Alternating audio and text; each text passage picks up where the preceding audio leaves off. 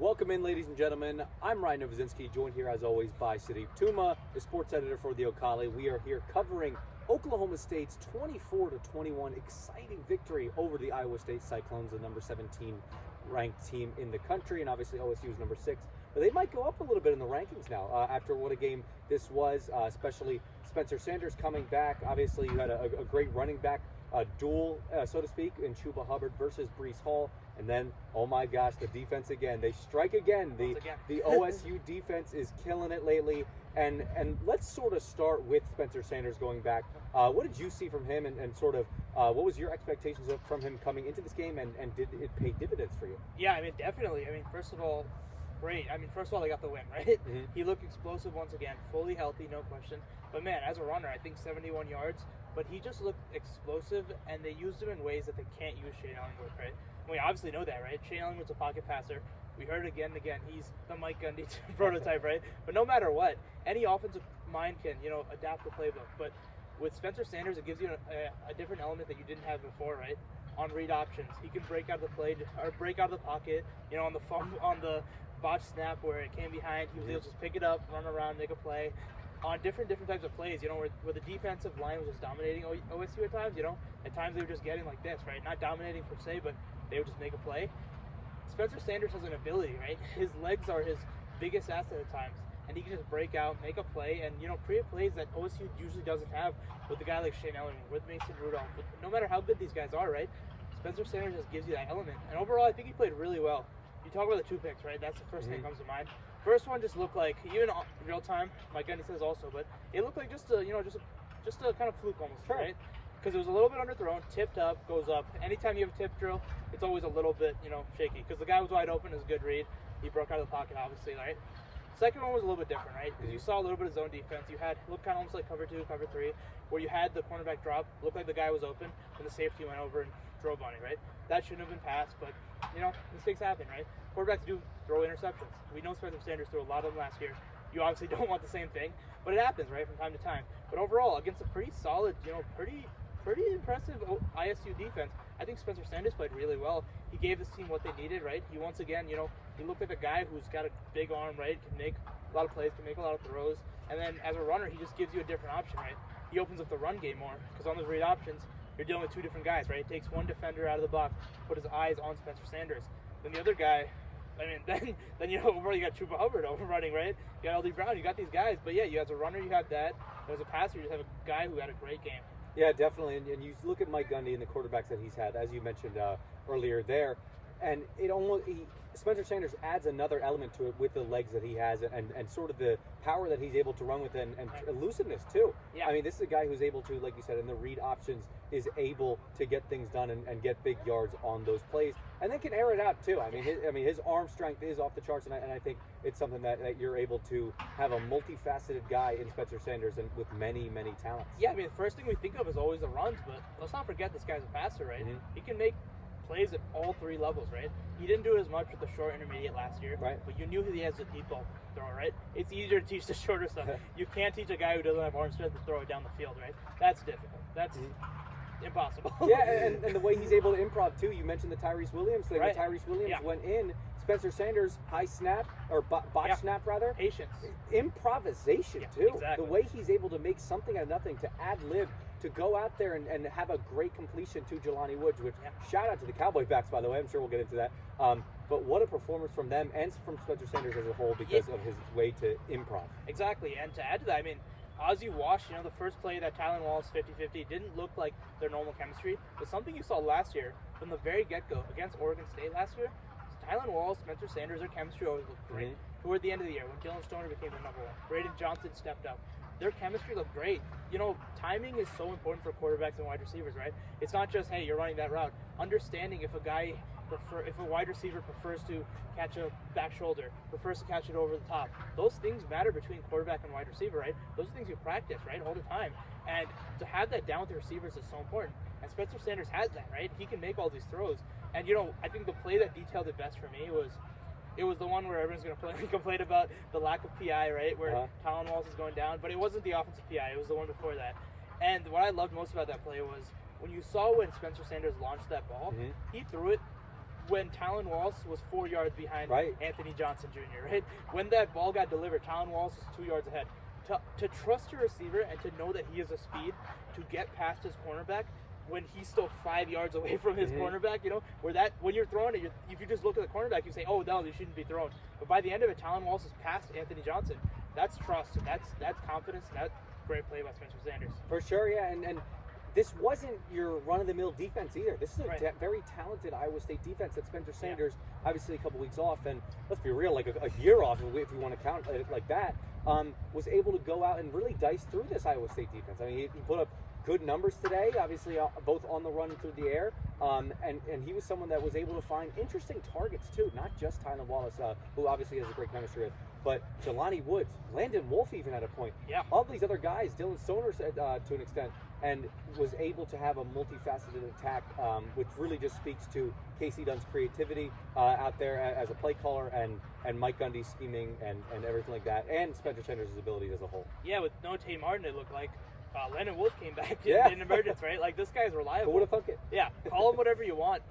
He maybe fell to 4th, 5th, 6th, something, but he is reliable, right? Yeah. We know whatever he can do, he's got good hands, and he can make some plays here and there, and you got him the short intermediate range especially, and he made some plays here and there, good reliable target for them. And yeah, Jelani Woods, obviously the number one thing was that seam, right? We've seen those Cowboy backs on the field so much, as we were told, but it's been so much in run blocking situations, right? Those diamond formations in the backfield, just as pure blockers, right? We haven't. That's what we've kind of seen from the Cowboy backs a lot more, on a couple short passes here and there. Today it was kind of expanded a little bit, right? And it worked because Iowa State, great defenders, but game planning is important in football, right? And the one Jelani Woods, you saw it. It parted ways, right? Yeah. Not to a huge degree, like, oh, there was nobody there. It looked like nobody was there, but you had the safeties part a little bit, right? Looked like cover 2. And when you have Talon and Braden Johnson down the sideline, that's what happens.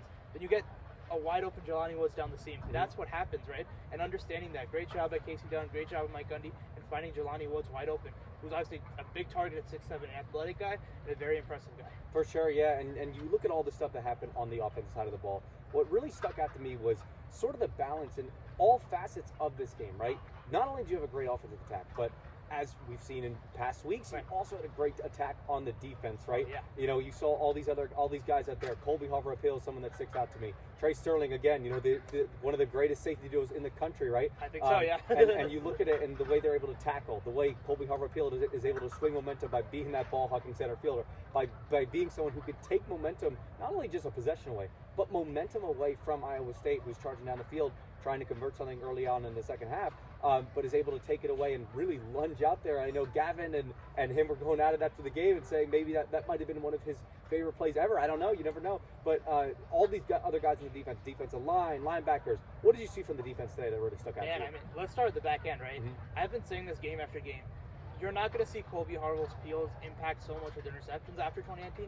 You're going to see teams not go deep that often, of course, because you have Colby Harville-Field up there. And when they do go deep, you saw what Colby Harville-Field can do, right? He's not only rangy, he has great instincts to drive on the ball, but his ball skills are awesome. Not all defensive backs can catch, right? That's why they play cornerback or safety, right? But this guy has great ball skills when it comes to attacking the ball, where it's in the air, finding it, tracking it. And yeah, like you said, I love the term, right? Center fielder, like in baseball, but in football, this guy's one of the best in the country at it. And he is a ball hawk back there. You do not want to test him most times, right? Unless you have a stacked box. I got a cover 0 look. But yeah, Trey Sterling shouldn't be understated at all. I think right now, like, you can make a case that he's playing better than Colby Harville-Field, and no disrespect to either of them. Like, I mean, it could go either way, right? Sure. But Trey Sterling's becoming a monster of a tackler, absolutely elite as a tackler, right? He is stuffing everything in his tracks. He's versatile. You see him line up everywhere, right? Free safety, in the box, down at slot corner, and he's able to, when they're 3rd and short, they got to stuff the box. They don't bring in heavy set guys, right? They don't bring in like 5 linemen and 4 linebackers. They have so much versatility as a defense because you have guys like Colby Harville and Trey Sterling who are so strong for safeties, right? But they're so athletic. So that gives you just an advantage that most teams don't have. And then from there, you go line by line, and there's just so much talent. The defensive line played solid again. And overall, and I'll say this, they played well everywhere, right? Sure. I told you this in the middle of the game or toward the end. If you take away Breece Hall's 2 long runs, it was like 11 carries, 34 yards or something, right? And I mean, I'm the first person to say don't disrespect someone by taking away their big plays, because these people always earn their big plays. But for me, when I watched that, it looked like much more just, no contain, right? Like a lack of contain. When you saw Breece Hall run, most times he's going north-south, right? He's going through the tackles. But in this game, they really went east-west a little more, right? Or he just bounced it out there. Yeah. And what happens is, when you do that, you're supposed to have linebackers, defensive ends that are playing contain and holding that sideline, right? So that way you force a linebacker to go back inside. That didn't happen. They were just over-aggressive, just trying to stop a very talented guy, right? Yeah. Such a talented running back that you couldn't even name him the best back in the Big 12, right? He's just that guy. I don't think he is, but, you can make that argument. But that's what happened. And then what does that lead to? 2 very long runs, right? The one through the tackle is a little bit different, but even that, I don't know if anyone's containing that one gap, right? And he just goes through there. And besides that, this defense played really well. Brock Purdy, for a long period of time, was under 100 yards, right? Till the late, where they were kind of playing prevent, letting the short stuff go. And Brock Purdy struggled because you're getting a lot of pressure in creative ways. Cornerbacks were just sticking like glue. Charlie Kolar and these tight ends weren't able to get off the same way. I mean, Kolar is this, right? You can defend him as well as you want, but he'll still make plays, right? He's that kind of guy. But still, you covered him as well as you could, right? If you're OSU. So I think overall the defense performance was just so impressive for me. I think you saw right about over there. You saw Charlie Kolar come out with that very impressive catch. There was some speculation of what it was, but ended up being a catch. According to the refs. And even on that drop, I'll say that, right? Like on that drop, it was just such great technique because he gets inside leverage. And once you do that, you're screwed. Of course. As great as Colby Harville-Peel is, he's got several inches below Charlie Kolar, right? And an athletic guy who's so smart and able to do that, just go up and get a ball, that's just a mismatch, right? All day long. And OSU did a pretty good job containing those guys, but there's only so much you can do, right? And overall, in the beginning, it was good adjustments also, because in the beginning it was just Brock Purdy flushing them, right? No QB spy there, and Brock Purdy used his legs. And even in the beginning also, it was a lot of Breece Hall excitement, right? In the sense of OSU, every time there was a read option, every time there was a handoff, the entire defense was going for it, right? What does that leave? That leaves a wide open read option if Brock Purdy tucks it and runs.